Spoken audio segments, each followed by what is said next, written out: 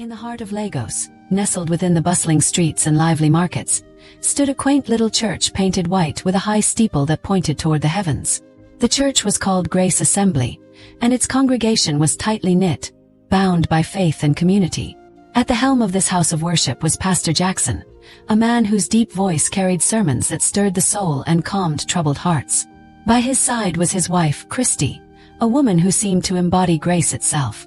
Christy was adored by everyone in the congregation.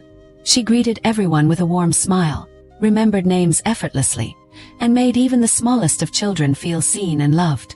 Her beauty was undeniable: smooth caramel skin, sharp cheekbones, and a glow that seemed to radiate from within. Yet it was her demeanor that charmed people most. She was gentle, humble, and seemingly flawless, a model of what it meant to be a pastor's wife. She organized women's meetings, led the church choir, and offered support to those in need. To the world, Christy was the perfect wife and mother. But behind closed doors, Christy carried a secret so heavy that not even her husband knew the burden she bore. At night, Christy often found herself unable to sleep. As Pastor Jackson snored softly beside her, she would stare at the ceiling, battling thoughts she could never confess. Her heart pounded with a desire she could not explain, and no matter how much she prayed or fasted, it would not go away. Her secret life began innocently enough, or so she told herself. A few years ago, during a church retreat, a sister in the congregation had confided in her about her loneliness. Christy had comforted her, offering a hug and kind words. But that hug had lingered too long, and something passed between them that night, something Christy had never experienced before. From that moment on, her charm became her tool. She began seeking out women in the church who were vulnerable, lonely, or simply captivated by her magnetic presence. She made them feel special, drawing them in until they could no longer resist. And when the church lights went out and the world's gaze was turned away, Christy would let herself indulge in desires she kept hidden from everyone, even herself. One Sunday morning, as the congregation settled into the church for service, a stranger walked through the doors. She was elegant, with striking features and a quiet confidence that made her stand out. Her name was Sam, and she had just moved to Lagos to start afresh after a painful divorce. Sam took a seat near the back of the church, trying to remain unnoticed. But Christy noticed her immediately. Something about Sam's presence made Christy's heart skip a beat. She found herself stealing glances at the new member throughout the service, her mind racing with questions. After the service, Christy approached Sam with her usual warm smile. "Hello there," she said, extending her hand. "I'm Christy, Pastor Jackson's wife. I don't believe we've met before." Sam smiled back, her voice soft but firm. "I'm Sam. I just moved here. Thank you for such a beautiful service." Christy's heart fluttered. "I'm so glad you're here. I hope you'll feel at home with us." Sam nodded, her eyes locking with Christy's for a moment longer than necessary. "I think I will." In the days that followed, Christy found herself thinking about Sam more than she should have. She convinced herself that it was her duty to make the newcomer feel welcome, but deep down, she knew it was more than that. She invited Sam to join the women's prayer group, and Sam eagerly accepted. During the meetings, Christy found herself drawn to Sam's intelligence and humor. Sam was different from the other women. She was confident yet kind, with a strength that seemed to come from a place of deep pain. One evening after prayer group, Christy offered to walk Sam to her car. As they strolled under the dim streetlights, their conversation flowed effortlessly. Christy found herself laughing more than she had in months, and for a moment, she forgot the weight of her secret life. "You have a beautiful spirit," Christy said suddenly, surprising herself. Sam stopped walking and turned to face her. "And you have a kind heart," she replied, her voice barely above a whisper. For a moment, the world seemed to stand still. Christy felt a pull so strong it was almost physical, but she quickly stepped back, her mind racing. She was playing with fire and she knew it. Despite her best efforts, Christy couldn't stay away from Sam.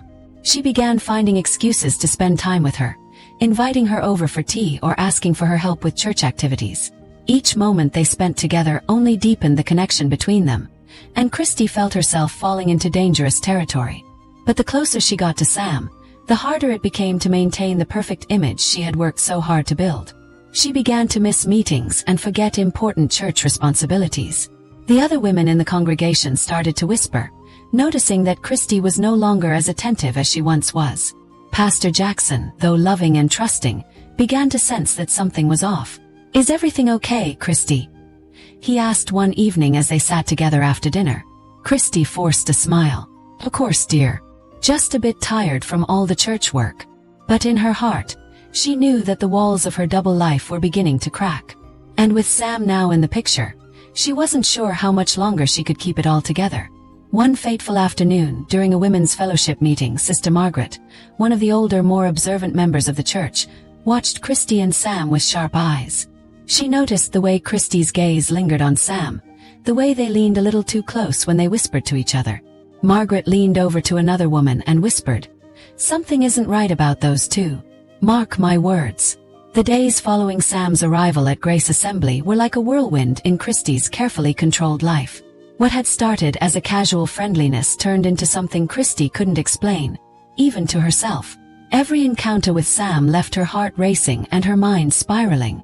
But the more Christy tried to resist, the stronger the pull became. She had been careful all these years to keep her secret hidden, but Sam had awakened something new in her, a desire that felt both thrilling and terrifying. One Thursday evening after choir practice, Christy offered Sam a ride home. The air between them was thick with unspoken tension as the car wove through the quiet streets. "Thank you for everything, Christy," Sam said softly, breaking the silence. "I don't know how I would have adjusted to this city without your kindness." Christy glanced at her, her hands gripping the steering wheel a little too tightly. "It's nothing really. That's what the church is for, to make people feel at home." Sam smiled, her eyes lingering on Christy. "You do more than that. You make people feel special." The words hung in the air, heavy with meaning.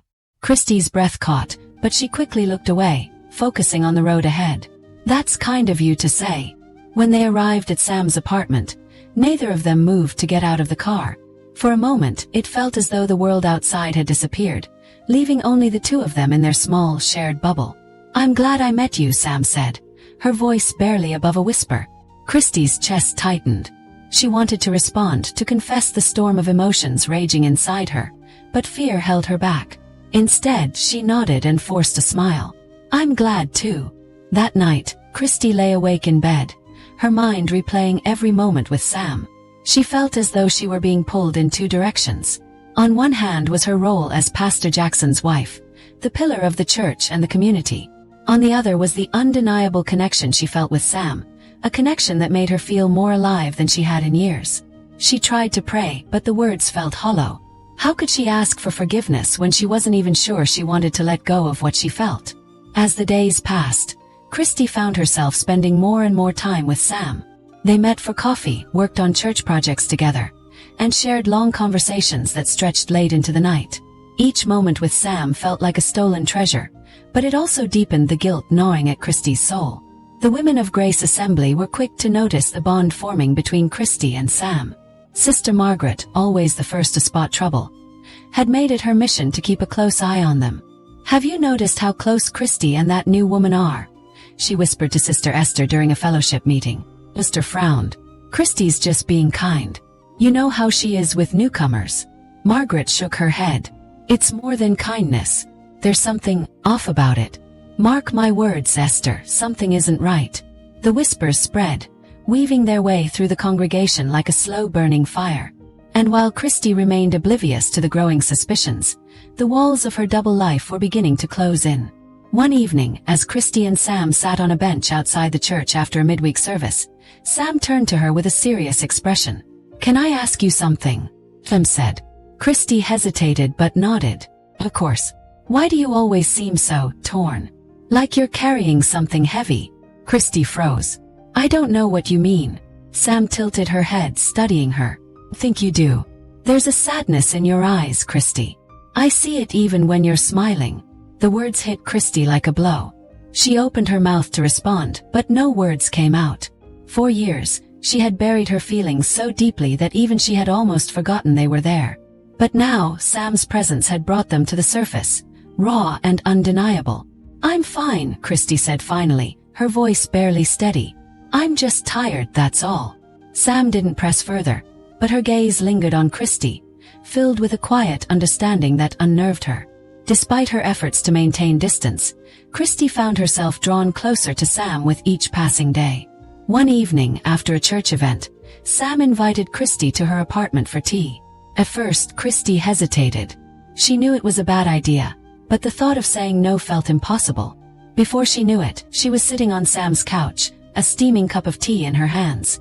They talked for hours, their conversation flowing effortlessly from light-hearted stories to deep, personal confessions. Sam spoke of her painful divorce and the loneliness she had felt since moving to Lagos. Christy shared bits of her own struggles, careful not to reveal too much. As the night wore on, the space between them seemed to shrink. Christy felt her heart pounding as Sam reached out and gently placed a hand on hers. "You don't have to hide from me," Sam said softly. Christy's breath hitched. For a moment, she thought about pulling away, about running back to the safety of her carefully constructed life. But instead she stayed. "I'm scared," she admitted, her voice barely above a whisper. Sam's hand tightened around hers. "You don't have to be." That night marked a turning point for Christy. She had crossed a line she could never uncross, and the weight of her actions settled heavily on her shoulders. As she drove home in the early hours of the morning, she felt a strange mix of exhilaration and dread. She knew she was playing with fire, but a part of her didn't care.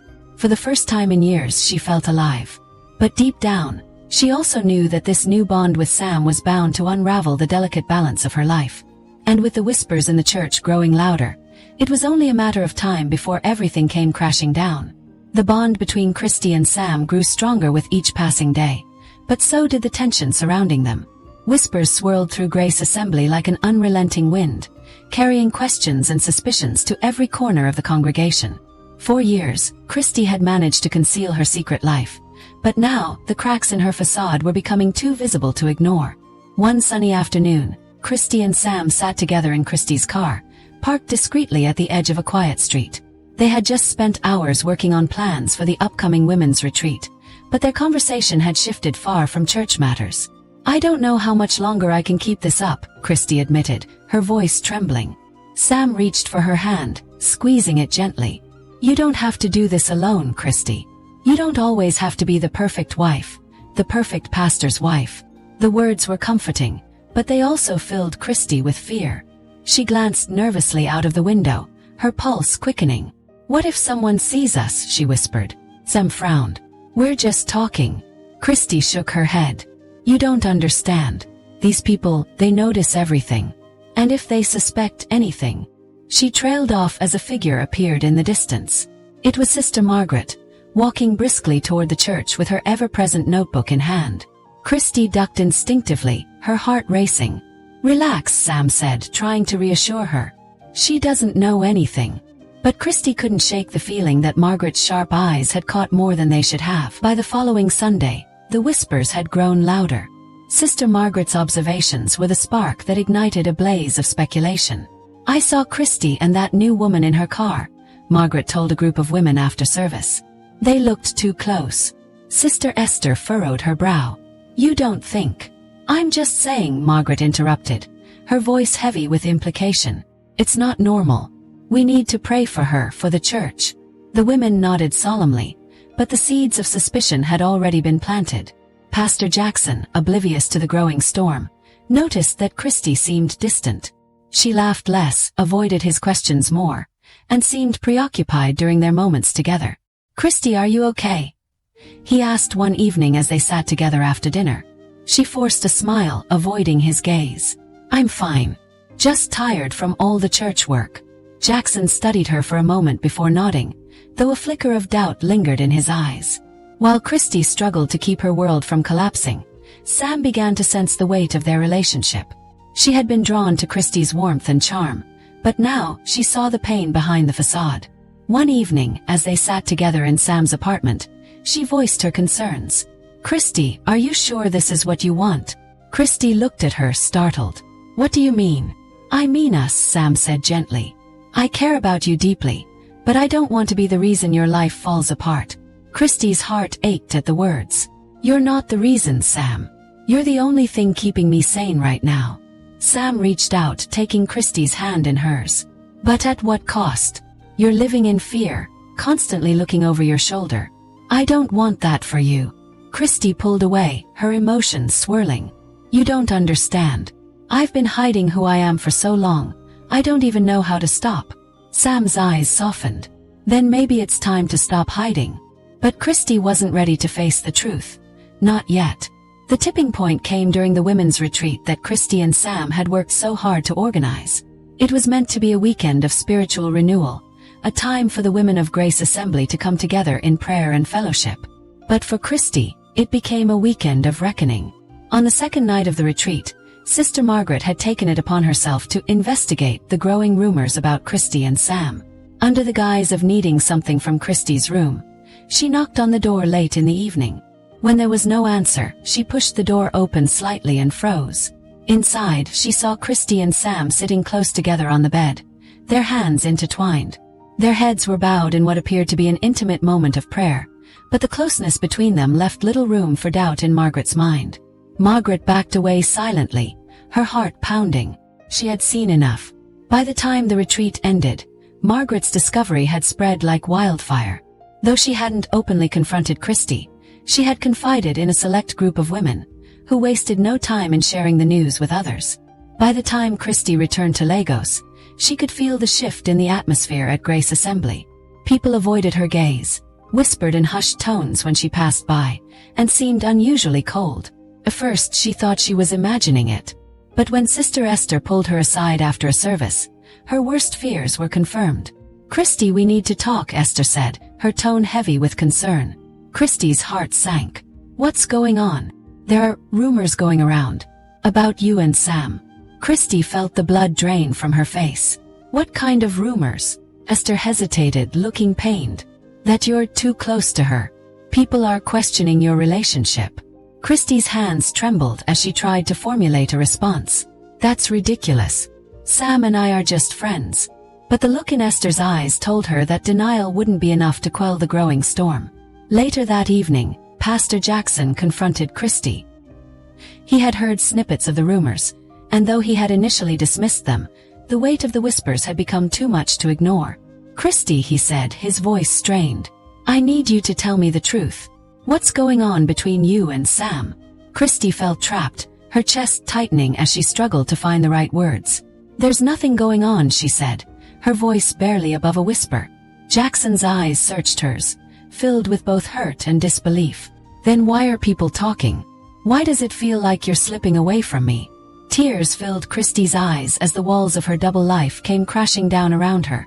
She had spent years hiding her truth, but now there was nowhere left to run. The tension at Grace Assembly had reached a boiling point. Whispers turned into outright confrontations, and the once warm and welcoming church community became a battlefield of judgment and accusations. For Christy, each Sunday felt like walking into a den of lions. One fateful morning after service, Pastor Jackson called an emergency meeting with the church elders. Christy's heart pounded as she sat beside him in the small meeting room. She could feel the weight of their stares, each one a silent accusation. Elder Mike cleared his throat, breaking the uncomfortable silence. Pastor Jackson, it's no secret that the church has been troubled by recent rumors about Sister Christy and the new member Sister Sam. Christy's chest tightened. She looked at Jackson, who remained silent, his face unreadable. Elder Miriam leaned forward, her expression stern but not unkind. We need to address this, Pastor. The congregation is in turmoil. People are questioning the moral integrity of this church. Jackson finally spoke, his voice strained. What exactly are you accusing my wife of? Elder Mike hesitated before responding. There are allegations of inappropriate conduct between Christy and Sam. We're not here to pass judgment, but the church deserves transparency. Christy felt the room spin. She had prepared herself for this moment, but the reality of it was overwhelming. I have done nothing to disgrace this church, she said, her voice trembling but firm. Sam and I are friends. That's all. Elder Miriam frowned. Then why do so many people believe otherwise? Why are there whispers of secrecy, of intimacy? Christy opened her mouth to respond, but Jackson raised his hand, signaling her to stop. This meeting is over, he said, his tone final. Whatever is going on, we'll handle it privately as a family. The church's job is to support, not to condemn. The elders exchanged uneasy glances but said nothing as Jackson stood and led Christy out of the room. Back at home, the silence between Christy and Jackson was suffocating. He paced the living room, his hands clenched into fists, while Christy sat on the couch, her head in her hands. "Tell me the truth," Jackson finally said, his voice raw. "Is there something going on between you and Sam?" Christy looked up at him, her eyes filled with tears. She wanted to deny it, to cling to the fragile threads of their marriage, but the weight of her secret was too much to bear. "I don't know how to explain it," she whispered. "I care about her, more than I should." Jackson's face crumpled, and he sank into a chair. "How could you do this to us? To me? To the church? I never meant for this to happen," Christy said, her voice breaking. "I've been struggling with these feelings for years, Jackson. I thought I could suppress them, but—" He looked at her, a mixture of anger and heartbreak in his eyes. "You should have told me. You should have trusted me." Christy wiped her tears. "I was scared. Scared of losing everything. And now I have." Meanwhile, Sam was facing her own storm. She had noticed the cold stares and whispers at church, and it didn't take long for her to realize that their relationship was no longer a secret. One evening, Christy showed up at her apartment, looking more broken than Sam had ever seen her. "They know," Christy said, her voice hollow. "Everyone knows." Sam pulled her inside, closing the door behind her. "What happened?" Christy sank onto the couch, burying her face in her hands. The elders confronted Jackson. "He's devastated, Sam. I've ruined everything." Sam sat beside her, wrapping an arm around her shoulder. "You haven't ruined anything, Christy. You're just being honest about who you are." "But at what cost?" Christy sobbed. "I've hurt Jackson, I've destroyed my reputation, and the church. They'll never forgive me." Sam sighed, her heart aching for Christy. "Maybe it's time to step away. From the church, from this life. Maybe it's time to start over." Christy looked at her, desperation in her eyes. "But how? How can I leave everything behind?" Sam hesitated before responding. "Sometimes, holding on hurts more than letting go." The rumors and accusations created a rift within the congregation. Some members stood by Christy, insisting that she deserved grace and understanding. Others demanded her removal, claiming she had tarnished the church's reputation. During a heated Sunday service, an older woman stood up in the middle of Pastor Jackson's sermon. "Pastor, with all due respect, how can we trust your leadership when your own house is in disarray?" Gasps rippled through the crowd. Jackson paused, his face a mask of barely contained emotion. "This church is built on forgiveness and love," he said firmly. "We do not cast stones at those who are struggling." But the congregation was divided. Voices rose, arguments erupted, and for the first time in years, Grace Assembly felt anything but unified. That night, Jackson and Christy had their most painful conversation yet. "I can't do this anymore," he said quietly.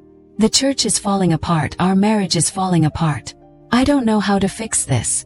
Christy nodded, tears streaming down her face. "Maybe it's not meant to be fixed." Jackson looked at her, his expression filled with sorrow. "Do you love her?" Christy hesitated before answering. "I don't know. But I know I can't keep pretending to be someone I'm not."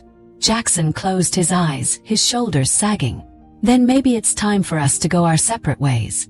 The words felt like a knife to Christy's heart, but she knew he was right. The next morning, Christy announced her decision to step down from her role in the church. "I need time to figure out who I am," she told the congregation, her voice steady despite the tears in her eyes. "I've spent too long living a lie, and I can't do it anymore. I'm sorry for the pain I've caused, but I hope you can find it in your hearts to forgive me." The church was silent, the weight of her words sinking in. As she walked out of the building, Sam was waiting for her outside. "What now, Mas?"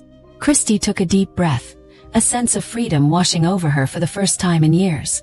"Now we start over." The day Christy left Grace Assembly, it felt as though the weight of the world had been lifted from her shoulders, but the road ahead was unclear. She had lost her role as the respected pastor's wife, the support of her husband, and the stability of her carefully constructed life. What remained was a fragile hope, that in this unraveling she might finally find herself. The night before Christy left Lagos, she packed her belongings quietly. Pastor Jackson sat on the couch, watching her with a mix of sadness and resignation. "I don't hate you, Christy," he said softly. She stopped folding a shirt and looked at him, her eyes brimming with tears. "I know," she whispered. "And I don't hate you either. But we both know this isn't what we wanted." Jackson nodded. "I just wish things had been different." "So do I," Christy admitted. "But maybe this is for the best."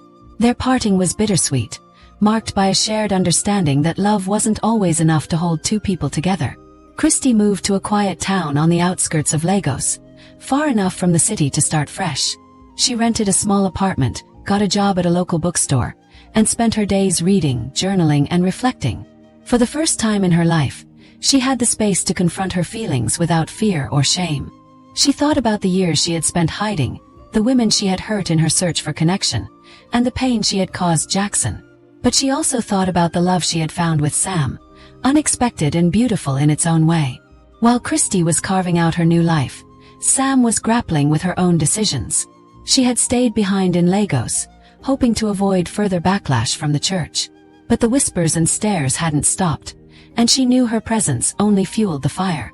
One evening she called Christy. "Hey," Sam said, her voice soft. "Sam," Christy breathed, the sound of her name like a balm to her soul. "How are you?" "I've been better," Sam admitted. "It's hard being here without you." Christy hesitated. "Then leave. Come join me." Sam was silent for a moment. "Are you sure that's what you want?" Christy smiled. "I'm sure." 2 weeks later, Sam arrived in the small town, a single suitcase in hand. When Christy opened the door to her apartment and saw Sam standing there, she felt a rush of emotions, relief, joy, and a flicker of fear. "Welcome home," Christy said, pulling her into a hug. They spent the first few weeks navigating their new reality. Without the watchful eyes of the church, they were free to be themselves, but the transition wasn't without its challenges. "Do you ever think about what we left behind?" Sam asked one evening as they sat on the balcony, watching the sunset. "Sometimes," Christy admitted. "But I don't regret leaving. For the first time, I feel like I'm living my truth." Sam smiled, leaning her head on Christy's shoulder. "Me too." Though Christy was determined to move forward, she knew she couldn't ignore the wound she had left behind. One day, she wrote a letter to Pastor Jackson. "Dear Jackson, I hope this letter finds you well. I wanted to thank you for the years we spent together, for your kindness and patience, and for standing by me even when I didn't deserve it. I know I hurt you deeply, and for that I am truly sorry. I hope that one day you can forgive me, not for my sake but for yours. You deserve peace, Jackson, and I hope you find it. Take care of yourself. Christy."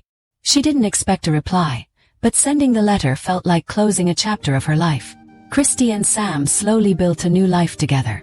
They found a small community that embraced them for who they were, a group of artists, writers, and thinkers who valued authenticity over appearances. Christy began volunteering at a local youth center, sharing her story with young women who struggled to find their voices. "You don't have to fit into anyone else's box," she told them. "It's okay to be different. It's okay to be you." Her words resonated deeply, and for the first time, Christy felt a sense of purpose that didn't come from playing a role. One rainy afternoon, Christy received a surprise visitor. It was Sister Esther, the kind elder who had always looked out for her at Grace Assembly. "I heard you were here," Esther said, smiling warmly. Christy invited her in, feeling a mix of anxiety and curiosity. "I'm not here to judge," Esther said once they were seated. "I just wanted to see how you're doing." "I'm doing better," Christy said honestly. Esther nodded. "I'm glad. You deserve happiness, Christy. We all do." They talked for hours, and by the time Esther left, Christy felt a weight lift from her heart. Months turned into years, and the pain of the past began to fade. Christy and Sam's love deepened, built on trust and mutual respect. One evening, as they walked hand in hand along the beach, Christy turned to Sam. "Do you ever wonder how we got here?" she asked, a smile playing on her lips. Sam chuckled. "Every day. But I wouldn't change a thing."